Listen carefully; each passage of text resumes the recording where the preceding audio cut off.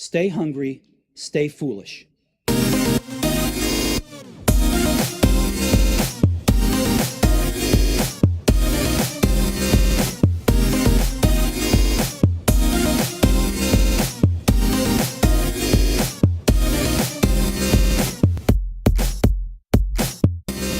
So now on the Innovation Show, it's a great honor to welcome Fred Jacobs. Fred is one of the leading visionaries in radio for the last 3 decades.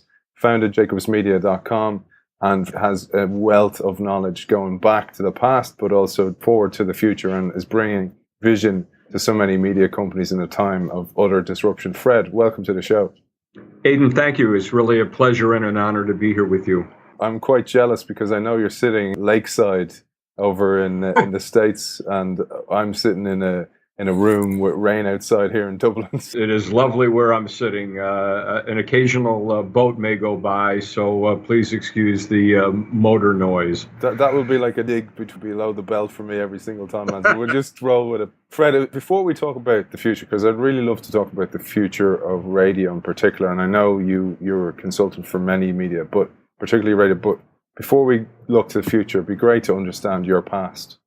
So, like a lot of people in radio, my path into the business was a little circuitous. I actually come to radio from the audience research side. That's really where I cut my teeth in the business, and it has really served me well. My first job out of school was working for a media research company here in the States, in Iowa, of all places, and I learned a lot about people and their reactions to media. From there, I went to ABC Radio, which was one of the leading radio broadcasting companies back in the 70s, 80s, and into the early 90s. And with ABC, I did audience research for them. I programmed a rock station in Detroit, WRIF, which is my hometown. And then I went off on my own in '83 to start Jacobs Media. Our initial claim to fame was the creation of the classic rock format, which we had a great run with and continue to.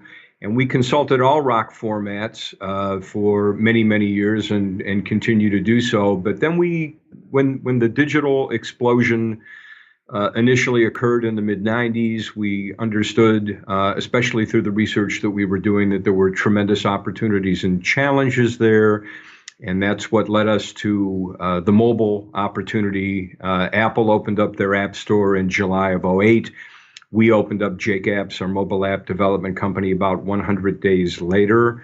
And we're going strong. So we do work in that space. We do a lot of work in public radio.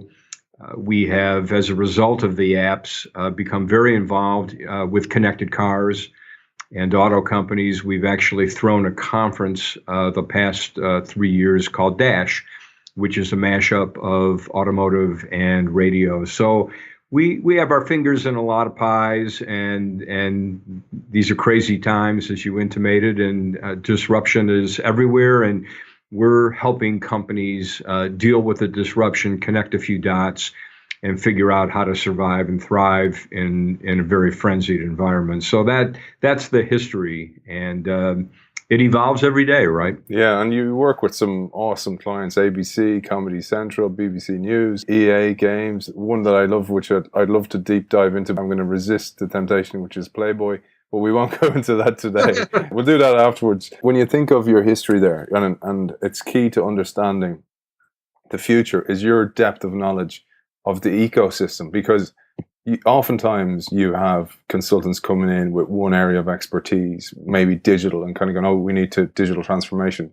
But so much transformation is just evolution. Like innovation is oftentimes bravery plus evolution. And that involves knowledge, of a deep knowledge of what's going on, because every aspect is touched by disruption, down to a lot of the stuff you do, salespeople, how they sell, digital technology, of course, but mainly the human, how the human changes, how human wants to consume content, how the access to content has changed. And you mentioned stuff like the connected car.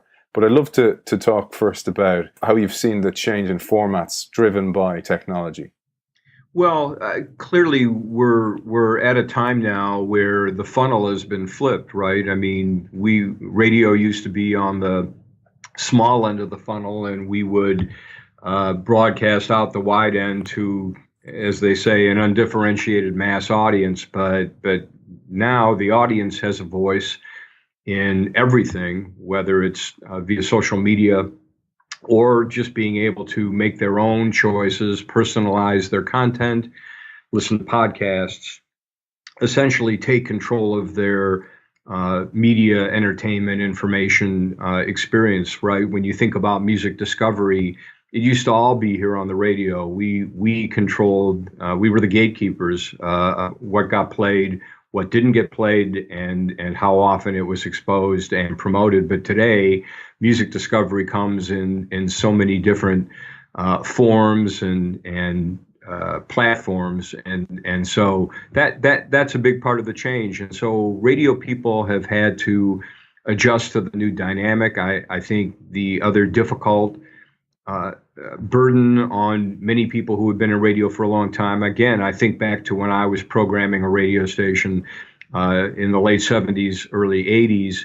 All I had to really worry about was what was coming out the two speakers. But today, when you think about the kind of content options that a radio programmer has to provide, whether it's a stream or podcasts or social or perhaps blogs, all those kinds of things, it's a much heavier burden to do radio in 2017. So it has been a sea change, not just in the way that radio is programmed and content is distributed, but also on the measurement and selling ends. And here in the States, we're really going through, I think, a very difficult time on the measurement end, in particular. Nielsen, who really is the currency for ratings here, whether it's their diary or meter methodologies, they're struggling to essentially measure everything, all the different output of what a radio station provides. So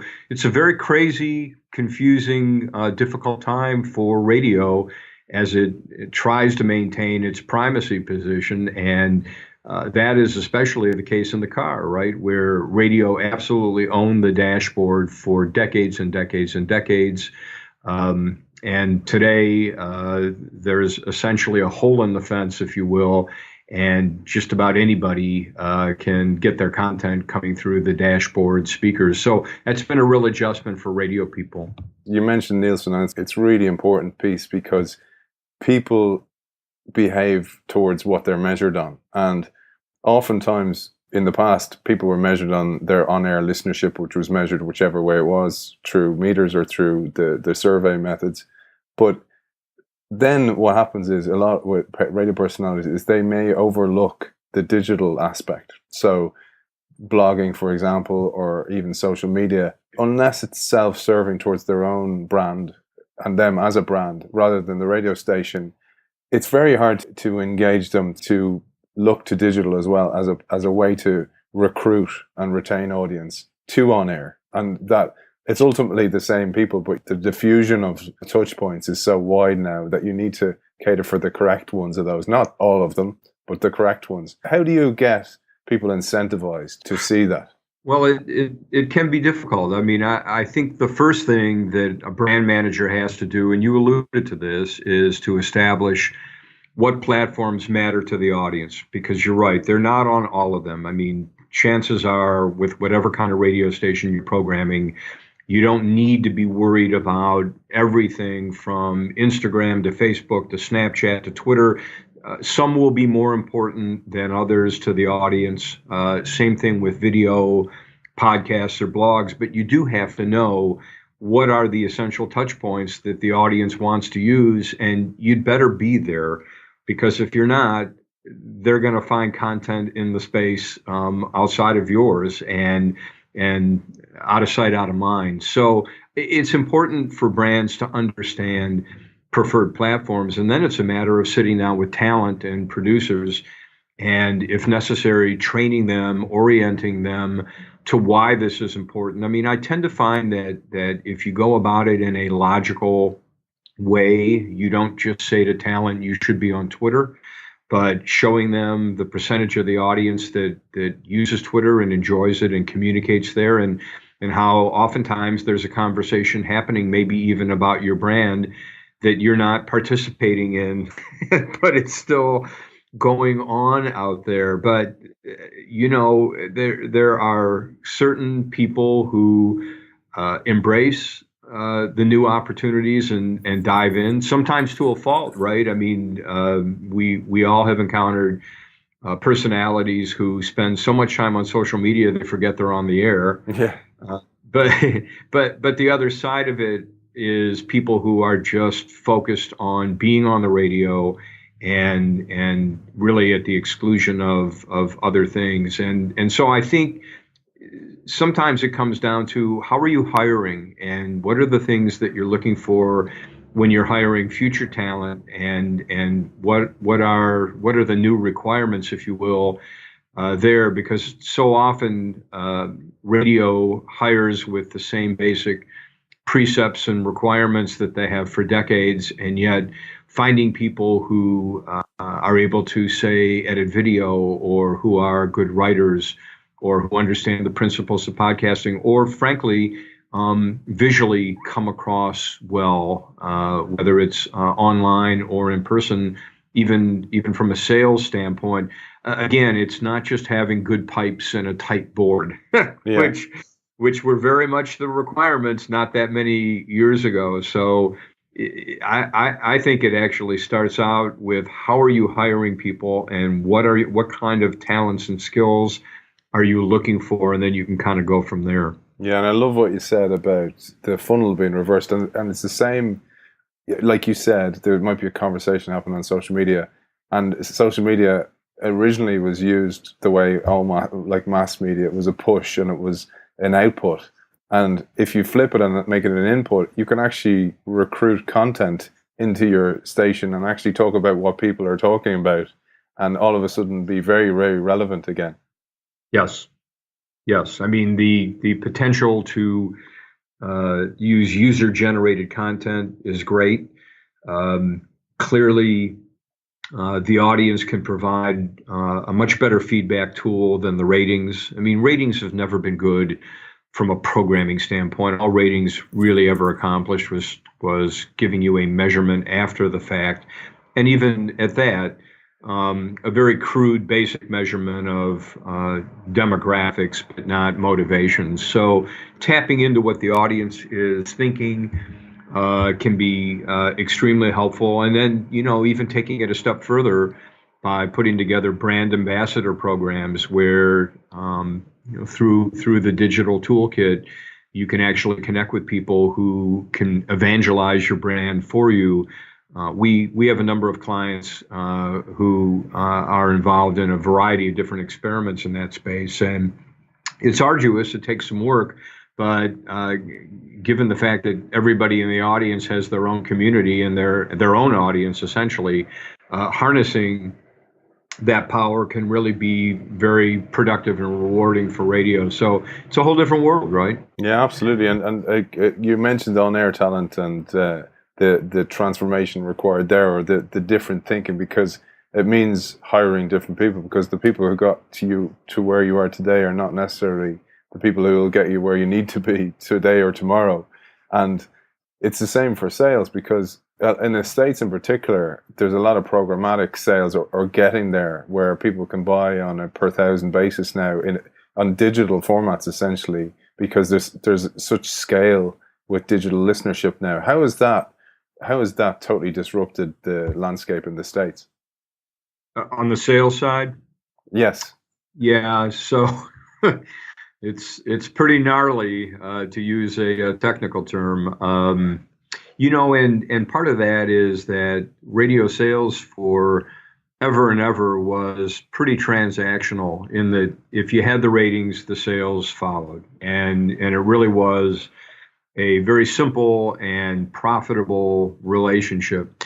And today that relationship has broken down to a great degree. I mean, highly rated stations, very popular stations that are top three in their markets are doing fine, but But for the rest of the field, it really can be pretty tricky. And you hear the analog dollars, digital dimes analogy made quite a bit. I mean, even stations that are doing well in the digital space in terms of streams or podcasts or those kinds of things have had a very difficult time monetizing those efforts. And again, part of that does go back to measurement, because there is not a all-encompassing measurement tool or a service that aggregates, say, terrestrial listening with digital, puts it all together and in a form that the advertising industry can embrace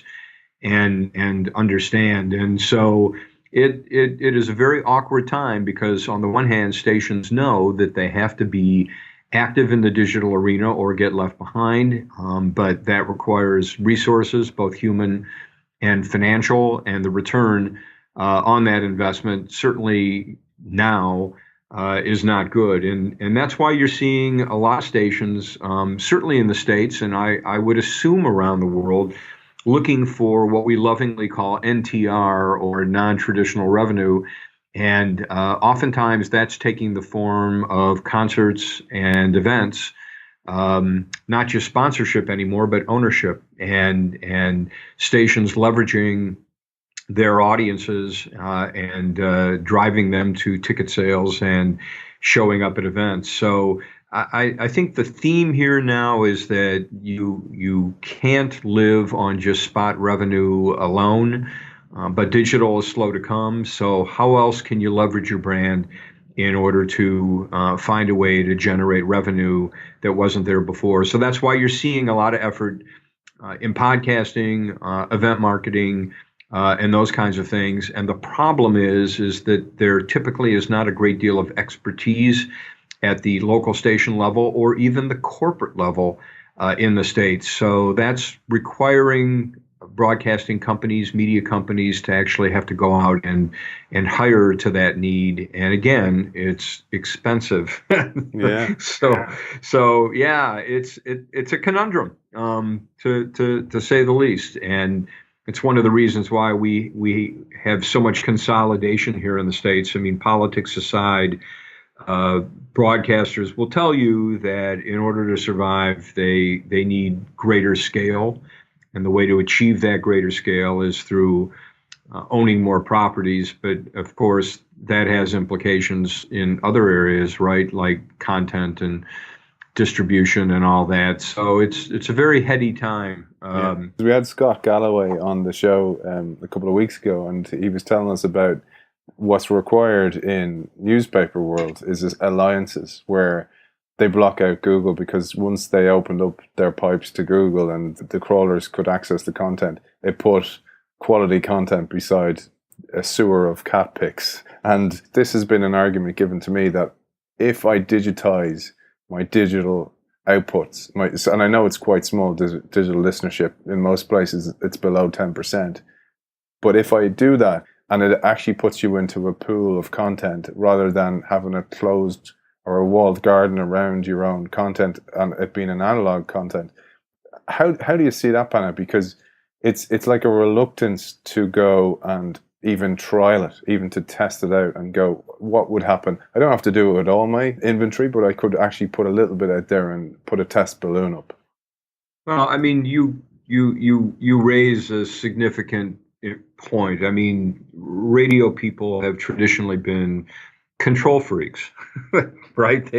They have been the gatekeepers. They've been able to do whatever they wanted to do, content-wise and even behaviorally. I mean, I remember being at a radio station, and really the only way that people could even get in touch with us was to write us a letter and put it in the mail, or perhaps pick up the phone and hope that somebody would respond. But today, obviously, people have a lot of different ways to be able to make their feelings known, either directly to the radio station or in spaces, frankly, where there are more people. So that sense of loss of control that you speak to, I think, is really palpable. And a lot of broadcasters are uncomfortable letting go and just putting their stuff out there. And yet, I think there is the knowledge that if you don't do that, if you don't go along with the fact that you're not going to be able to control your environment, that things will be shared, that people will make all kinds of comments about what you've done, and they're not always pleasant and pretty. But again, I think the downside is that people are engaged in the spaces and with the platforms that they enjoy using and that are convenient and accessible to them. And you just have to be there. I think, Pandora, the pure play music streaming brand that is not everywhere in the world, but in a lot of parts of the world, really did a brilliant job 8-10 years ago of essentially seeking ubiquity. They realized they would never get to necessarily the 90% level that radio stations enjoy, but the idea was we're going to be in every possible platform, and that means being in dashboards of cars and being on computers and being in phones. And there was even a refrigerator manufactured here in the States that had Pandora embedded in it. So. Wow. You're right. You could listen to your Steely Dan while you were preparing dinner. Yeah. So yeah, that's been a bit of an adjustment to broadcasters who have been just used to the tower and transmitter mindset, where that has always been good enough, and it's no longer sufficient because people are moving. And in fact, I mean, there is a growing number of people. I mean, we talk about the car because it obviously is a pivotal listening environment, right? The lion's share of radio listening, certainly here in the States, occurs while people are in their cars. So it has become a very important touch point in radio conversations, certainly here. And I know in Europe as well, because I've been on a couple of Radio Days panels that have been devoted to the car. But I think while that's been going on, radios are systematically disappearing from homes. It's difficult to buy a radio. And when you're talking about millennials and their younger brothers and sisters, Generation Z, chances are many of them are living in environments where there are no radios, and they may not even know exactly what a radio is. Yeah. So, so creating content and distributing it where people are and on devices and platforms that they're using isn't just a nice idea. I think it really is mandatory at this point if you're a brand that is serious about surviving. And again, it's a difficult pill for many broadcasters to swallow because the return on investment is not necessarily apparent this quarter or even maybe this year. But ultimately, if radio is to survive, I think this most intense challenge, it just has to hunker down and commit to being everywhere that people are. You talked about people getting out of themselves, so actually changing their own mindset, and that means in a lot of cases getting out of the silos, because certainly what I have seen in radio station and media companies is all of a sudden a digital department exists and it's seen as the enemy rather than a colleague, or rather than a partner, rather than an integrator. And if revenues are split between, as you said, non-traditional revenue and traditional revenue, that's instead of actually working together, the traditional team will see the NTR team as cannibalizing their piece of the pie, and all of a sudden they start working against each other. And it's the same even with on air, that if you bring in somebody who might be digital editor, all of a sudden that person is ostracized or kept in a silo and kept there and almost choked of oxygen to grow. And we see so many people in those roles just leave and maybe go to pre-IPO startups or the big four and just disappear out of radio altogether. And that's one of the big shames, because you said that about it's hard to find the people who have the experience, but the people who have the experience usually leave because of these political reasons. Yeah, it can be corrosive, and I think the battle, if you will, or certainly the friction is probably a better way to put it. Yeah, it exists in a lot of organizations where it is very, very difficult for these two entities, with, by the way, the sales department floating in and out too. It really does become a bit of a game to be able to manage everybody and to try to get them on the same page, rowing in the same direction. One thing that we did just last month that really was fascinating, because as you know from reading our blog, the drumbeat is always very present for turning the corner and making the adjustment and understanding the digital challenge and opportunity, especially in the radio space. So we've been going to the Consumer Electronics Show in Las Vegas every January for the past 8 years, really since we started the mobile app development company. We decided at that point, hey, we're software guys. We're techie guys now. We should go to this, and so we started attending, and we just couldn't believe how much we learned, and just how exciting it was to see all this innovation in one place, and people from all over the world just so optimistic about where everything was going on. And the other thing we noticed is that radio had virtually zero presence at CES. So we've continued to go back every year. We talk about it all the time. But this year, we actually organized a tour through CTA, the Consumer Technology Association that puts on CES. And we brought 11 corporate executives from a variety of radio companies with us on a tour of the floor of CES. And none of them had ever been before. So it was like taking a bunch of kids to their first fireworks show.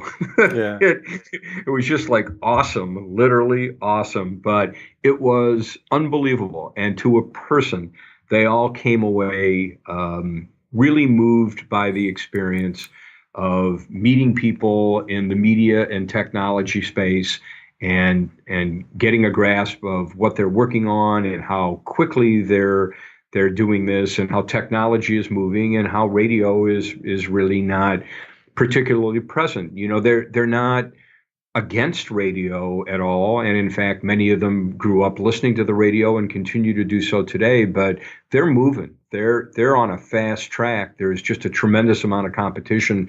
There's an offshoot to CES called Eureka Park that takes place in the Sands Convention Center down the strip from the Las Vegas Convention Center. And Eureka Park is essentially small startups, bootstrap entrepreneurs, and it's very international. There are 600 startups, and they have different sectors within Eureka Park, from France and from Israel and South Korea and the Czech Republic.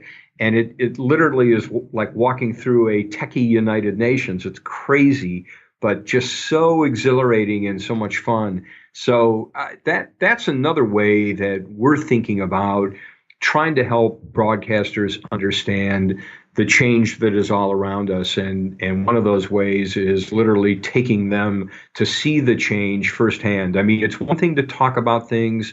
It's another thing to read white papers and look at slide decks. But when you're actually there on the floor at CES talking to people who are innovating with new technology and new concepts, it's very persuasive. It's very impressive. So that's something new that we've started. And the feedback that we got from this year's tour is you must do this again. And so we're already beginning to lay out the plans for doing more than one tour at CES 2018, literally 11 months from now. Yeah. So it's cool. Fred, you touched on something there which was really interesting about, you mentioned millennials and Gen Z not having radios. And we also talked about having almost a separate department who lives outside the rules of the company as it is, almost like a Netflix within a Blockbuster, but that's protected by CEO level, or, they don't get infected by the old way of doing things. They have to be kept on a different path, if you will. And in that world, right, if we're seeing children now, so under 10s, for example, who don't even watch TV, who are using YouTube and almost being trained through YouTube Kids and these type of devices, or Netflix even, they are not getting any exposure to radio. And then in the car, it's on demand, depending on the year of their parents' car. There may be no devices in the car, or else it's their own device. They may have a Kindle or they may have an iPad. So they're getting zero exposure. And I mentioned Netflix and Blockbuster for a reason, because Blockbuster thought everything was rosy. And then all of a sudden it seemed like overnight they just crashed and they burned and they were out of there. Meanwhile, Netflix just took off, and we've seen how great a success that has been. You can see that coming for radio, because when the audiences get older, and in tandem you have the car becoming more and more an on-demand entertainment facility, and then if that car is automated and it's driverless, there's a kind of a perfect storm coming together that, like, this is the big question, is where is radio in that world? Yeah, well, you described the dilemma exceptionally well, and it's exactly right. I mean, you can look at the here and now, and you can say about radio that we're okay. I mean, maybe we have a slow leak, Yeah.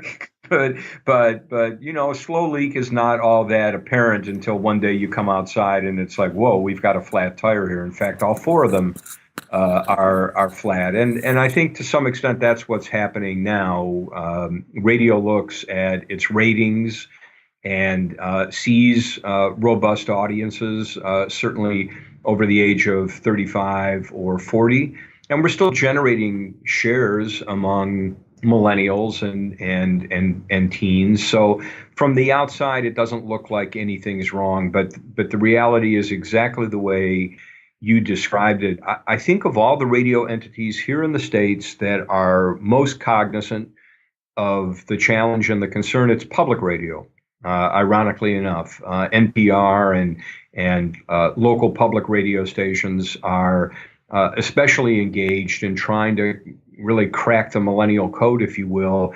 We are involved now in a fascinating research study that is spearheaded by PRPD, the Public Radio Program Directors Association, and they've pulled together 15 local public radio groups from around the states, our stakeholders, and they have all anteed up funds to put together a millennial research project, as it is creatively being called.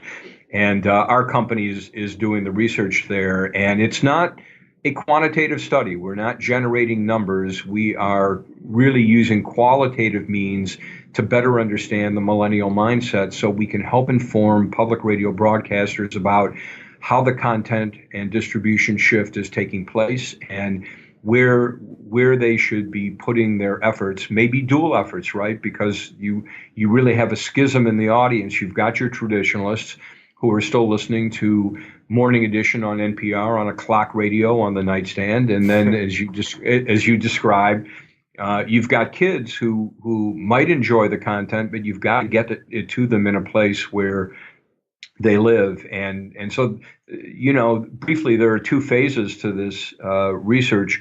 One was a series of one-on-one interviews with millennials from around the country, where we literally just sit down with them one at a time, instead of a focus group with all the crazy dynamics that can occur. These are just one-to-one conversations with them about the media they use and prefer, and the devices that they own and enjoy and aspire to own. And then the phase that we're in now, which is the crazy phase, is the ethnographic interviews. So we're doing a dozen of these, where we're literally spending the better part of an entire day with just one person, following them around with a video camera as they go through life, and they wake up in the morning. We're right there with them when they wake up and get out of bed and start their day and go to work or work out of the house, and then whatever they're doing socially or family-wise the rest of the day. And it literally is an observation process. And then we go back and interview them to find out, hey, we noticed that when you were on the subway, you were listening to podcasts. Tell us what that was about. So we are talking to them at the end of the experience to sort of backfill on some of the things that we observe, but we're hoping that it provides some windows of opportunity for public radio to better understand how young people are so much different than the rest of us, and how we need to make adjustments in really everything that we do if we are to survive, and radio in one way, shape, or form, gets to the other side here and is still a viable medium. I look forward to seeing that piece of research. And I read a recent one, Fred, where radio scores so high on a human level. So it's about that company. It's about having that company when you might not be in a zone where you have somebody around, and it's just almost like connection. I suppose it's like somebody will check their phone to see, has anybody linked into me on the outside world? I know there's a world there, and radio is this kind of voice in the background. And I know you've talked about that in the past, but this is the piece that I can see the value in NPR and KCRW and these kind of stations, because those guys have been forerunners in stuff like media players. I remember the KCRW media player was one of the best very, very early. They were into live events, Morning Becomes Eclectic, all these kind of shows. They catered for a diverse audience. But one of the key things I always thought, and you've cracked this in the States, is they are community based. They're almost crowd-funded, and because of that, they can really survive. Do you see a piece in the future where the audience have to fund the radio stations? It's an interesting model, and certainly the experiences that I've had at radio days, meeting broadcasters from around the world, where the funding model is entirely different. You clearly see that there might be some other ways to do this, and when you look at the public radio membership model here, I mean, they're largely using these heinous pledge drives that do a great job of raising money, but unfortunately, from a listening standpoint, they're very off-putting. They're very difficult to listen to. Some people call them begathons. But clearly, different monetization models are things that I think are clearly going to have to be considered at some point. I mean, again, you look at the way the BBC is funded. It's a whole different model here. So I think we have to be open to different models and different possibilities and whatnot. I think here in the States, where capitalism is obviously the currency. If you talk to most broadcast radio CEOs, they would tell you that they're comfortable with that model. But again, the next thing out of their mouths is going to be, "But we need more deregulation so we can create bigger scale." Right? Exactly. So it's kind of one thing and then the other. So yeah, it's tough, but again, it's not just us. I mean, at our Dash conference a couple of years ago, we had a panel of car dealers, car dealer presidents, talking about how their worlds have been rocked by the connected car and having to hire trainers and train their own salespeople so that they are conversant with the technology, so they can train new car and truck buyers, and also how their sales world is being changed by search and digital and everything else. But one of the dealer owners turned to all the radio people in the audience and said, "Look, our world is being disrupted just like yours. It's no different here. We are all going through the same growing pains and the same learning strains and everything else." And I think sometimes radio people think that it's just happening to them, but the reality is, as you talked about with Blockbuster and Netflix, it's happening at so many different levels and in so many different businesses. Look at taxi cabs and Uber, right? I mean, talk about a disrupted business model and frankly a model that should have been disrupted a long time ago. Yeah. So yeah, it's all here right now. Yeah, I can hear one of those boats going past, man. Yeah, it's a nice one. It's not a Trump-sized boat, mind you, but it's a very nice. It's a good signal for me that this interview is coming to a close because I know you're under time pressure. Fred, last question: if you were to put out a tweet of your three nuggets, Fred's nuggets of radio to survive, what would you say? Wow, it's a really good question. In 140 characters or less, right? or even just three themes. Darn that Twitter. Yeah, I think understanding that while content is king, distribution is queen, and that it is critically important to not just create content for all these different platforms, but make sure that the user experience on these distribution outlets is as solid as it can be. The other thing that we touched on that I think is critically important is not just training, but this whole conundrum surrounding youth, whether it is making sure that our products are still youth friendly, but also, and you touched on this, and I think it's a great point, Aiden, that our businesses are structured so that we are appealing to young people, that they want to work here, they want to make a contribution, and they want to be a part of what we do. And then finally, I think just having an open mind to learning, attending conferences that are not just straight ahead radio conferences, but going to something like CES or Dash or Podcast Movement, which is a conference that we're now heavily involved with here in the States. Its fourth conference will be this summer in Anaheim. We're actually programming a radio-ish track, and we're very excited about that. So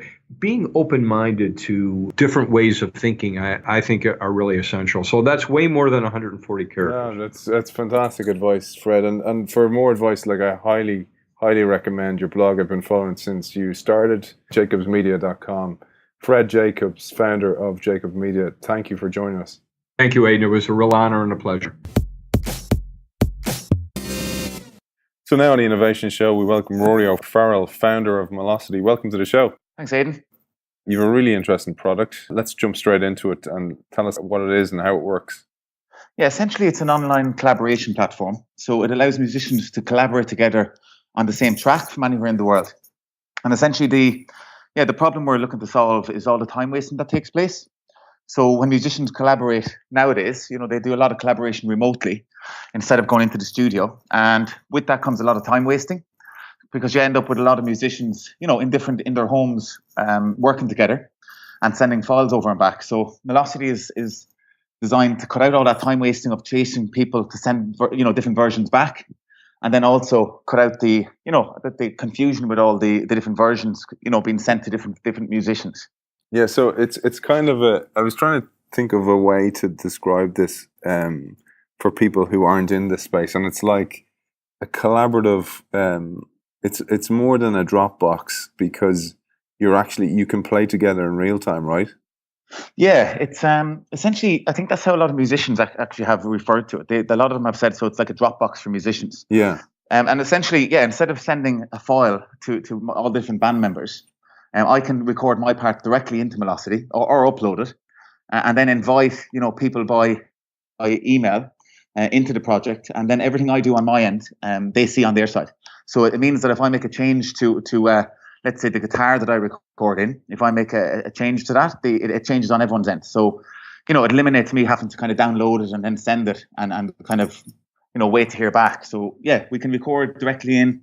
You can upload directly in, and then you can even add comments within the project where, somebody can say, add drums here, and all the collaborators within the project will get a notification. The Gorillas, for example, the way they work is collaboratively like this, isn't it? Somebody will send a bass line to somebody else or a vocal to somebody else within the Gorillas, and they'll just add to it, and then they'll mix it down at the end. Isn't that how that kind of band works? Yeah, and we've got lots of I think we launched 7 weeks back. I think it was the 9th of September, and we've had musicians. Let's say in that kind of 7 weeks, we've had musicians collaborating across 56 countries. So it's been a hectic few weeks. So let's talk about then the backstory.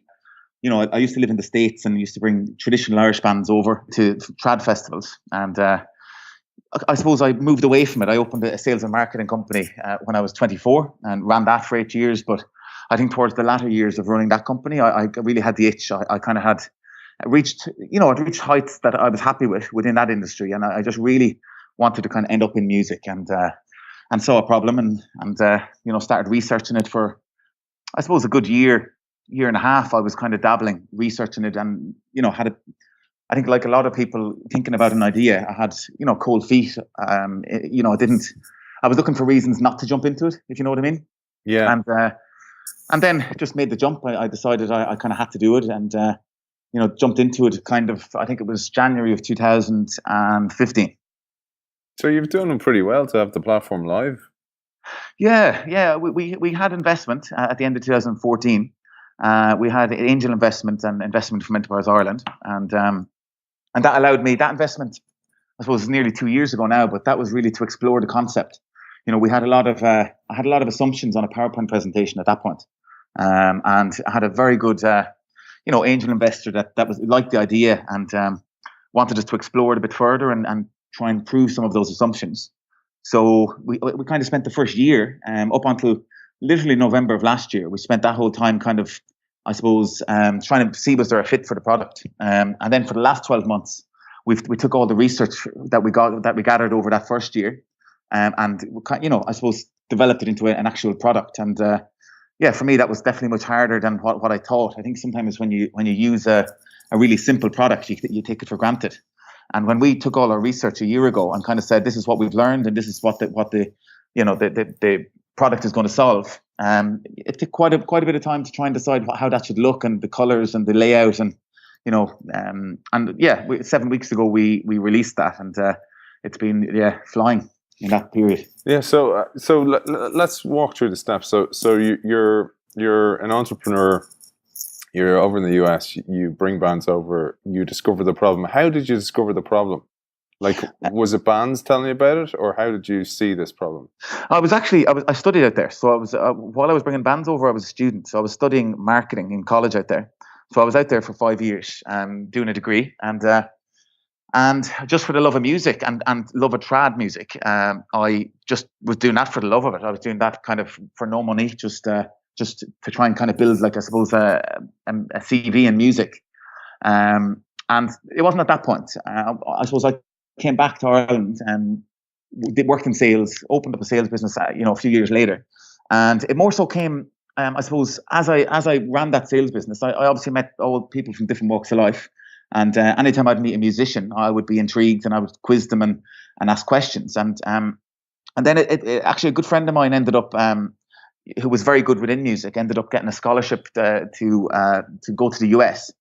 And he was out there 3 years. And when he came back, he was talking about how he had worked with a lot of high profile, professional musicians. And he was talking about how they had the problem in regards, sending files and the time wasting and how long it took to get a project together.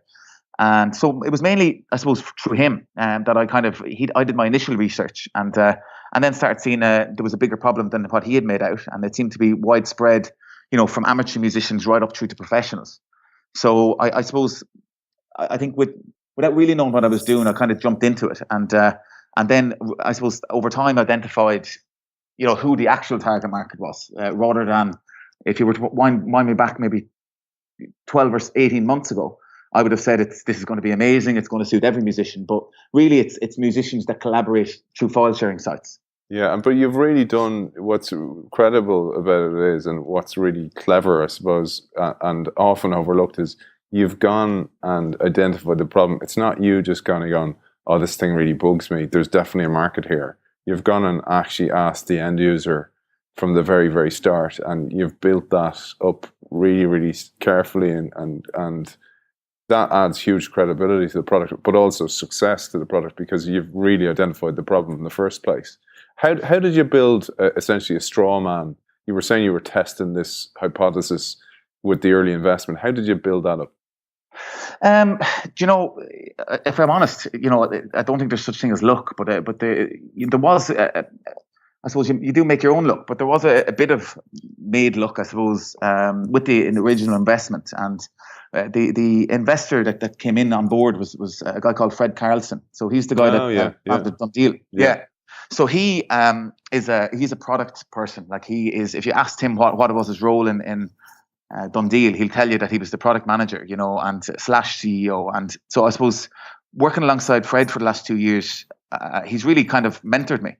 You know, and I've ended up with a person, I suppose, who became mentor, advisor, investor.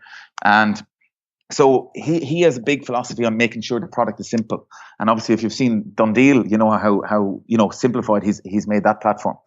So bring him coming on board, and he actually slowed the whole thing down. I suppose one of my weaknesses can be that I lose the run of myself sometimes, because I get very excited by how big this can be and where we're going with it. And Fred, I suppose, was my sounding board to kind of get me to, you know, slow down. He used to, anytime I'd lose the run of myself a little bit, he'd buy me, on a few occasions, he bought me some books, and he would say, read those books and don't call me till you have them read. And there were always books about, I suppose, finding that minimal product and not building features, you know, making sure that you're really, you know, building the most minimal product possible and working alongside your end users throughout the whole process. So I suppose it was on his mentorship that we had musicians coming into the office every week without fail, doing face-to-face interviews, and I suppose looking at the product, telling us what was confusing about it. And I suppose we kind of, without doing a big pivot, you know, throughout the kind of whole process, we had little pivots always happening. Brilliant. But that was Fred's mentorship, definitely, you know, and his influence. I can understand how difficult that can be to delay things, essentially, and you're kind of feeling, oh, will I ever get there? But I do agree. Like when you're in a corporate company, for example, you're under pressure to deliver a product, and having the luxury to say no and delayed the pressure usually comes from somebody like an investor. Going, where's my product? But in this case, Fred has been a real angel in a way, who's kind of gone, listen, take time. Was it stuff like the Lean Startup, Steve Blank, those kind of books, or can you tell us? Yeah, it was that, and it was the Elements of Scrum. They would have been two of the big ones. Yeah, there was the Hot Seat, which was a book about being a startup CEO.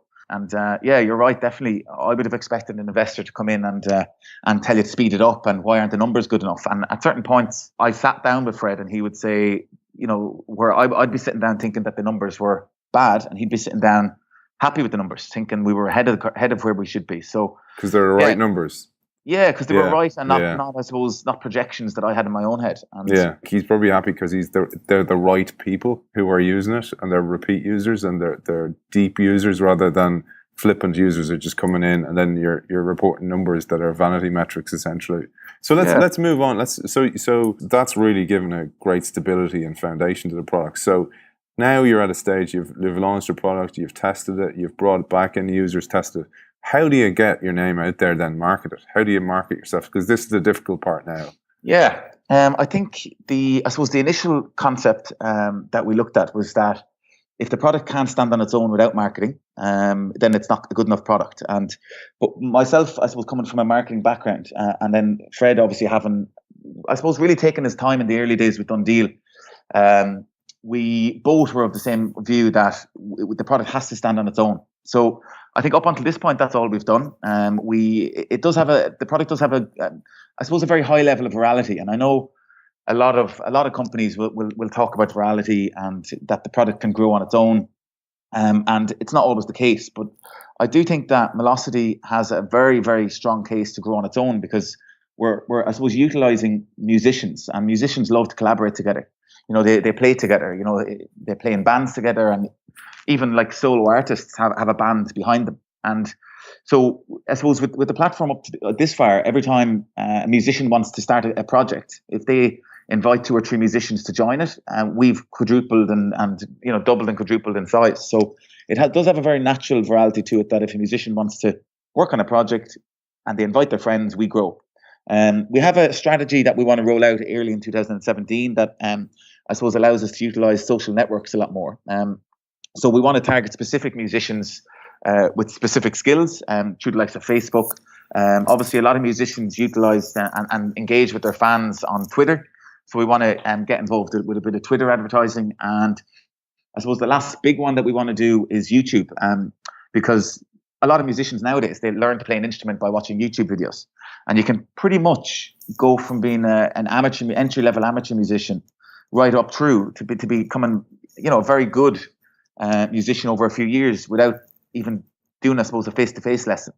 So I think YouTube will be one of the ones that we really want to kind of position ourselves in front of those kind of people entering the industry for the first time. You're really building a community here, isn't it? It's a community site rather than a commodity site. Yeah, our goal, our kind of long-term goal is to become like a LinkedIn for musicians. Let's say if they're a drummer, they can put down their drums down onto Melosity, and then they can have a search bar and find, like, let's say, a saxophone player, and invite the person to add to the project. We want to do it in phases. So phase one right now is Melosity is a collaborative tool where you can work together with people you already know. So instead of, I suppose, Dropboxing files over and back the whole time, you can start a project on Melosity and I suppose be more connected and in the loop with your collaborators. Say, right, I've created a riff. I'm kind of a bit anxious that somebody's going to sample my riff. Yeah, so version 1, which is obviously what we just put out, you can only collaborate with people you already know. So you're only collaborating with people whose email you input into to Melosity. Okay. So with version 1, we've kind of said just deal with it as you would with your friends, which generally is no contract, you're just collaborating and you trust each other. Obviously you want the social community collaboration, but then you also want the labels using this to find talent. So it's crowdsourcing to find talent as well. Would that be part of the plan eventually? Yeah, we've actually met with Sony, and they're the most major label, I suppose, we've met with, who in fact have kind of really talked to us about that concept, that we could be essentially we could become a publisher. Pushing the right artists towards the labels to sign. So again, saving them time having to kind of go through and find artists that they'd be interested in signing. A last question for you then. So the name Melosity, where did you get that from? Good question. We had a different name, and we got into some difficulty with a major brand, and so when it came down to it, I had to kind of go and start all over again and come up with a new name.